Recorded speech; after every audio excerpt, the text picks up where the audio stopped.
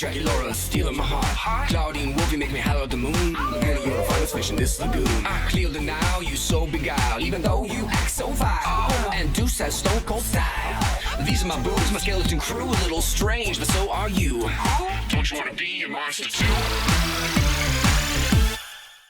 Ketė Nua yra tikra pop ikona, atsiradusi iš niekur ir tapusi viena ryškiausių monstrų pop žvaigždžių. Ji turi viską – talentą, šlovę ir labai ilgą limuziną. Bet ar po visų šiuo išoriniu blizgėsiu garsioji monstrų primadona neturi tamsios paslapties?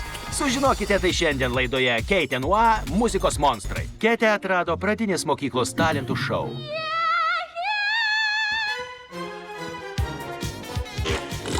Deja, jame ji buvo tik antra. Ketė žinojo, kad nori tapti geriausia. Ketė repetavo po 13 valandų per dieną, koncertavo visur, kur galėjo. Bet ji išgarsėjo tik tada, kai jos 13 vaizdo klipas sulaukė 13 milijonų peržiūrų. 13 tapo jos laiminguoju skaičiumi. Aš labai džiaugiuosi, būdama populiari, bet nepamirštu, kad esu tik paprasta vamzdė. Ketė buvo savo šlovės viršūnėje. Bet ar jos sėkmė baigėsi? Spalio 12-ąją ji labai netikėtai atšaukė savo 12 koncertą. Ketė Nua, ką jūs slepiat? Aš jums paaiškinsiu.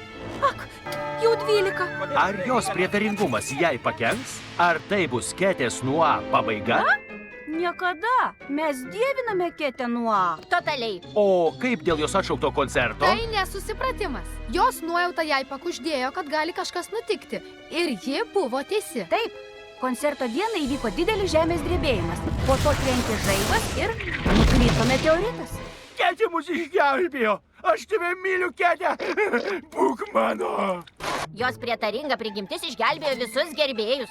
Taip, kitą kartą dar geriau pasitikrink faktus. Tikrai kukli, tačiau prietaringa ir talentinga. Tai gerbėjams atsidavusi monstrų pop žvaigždė.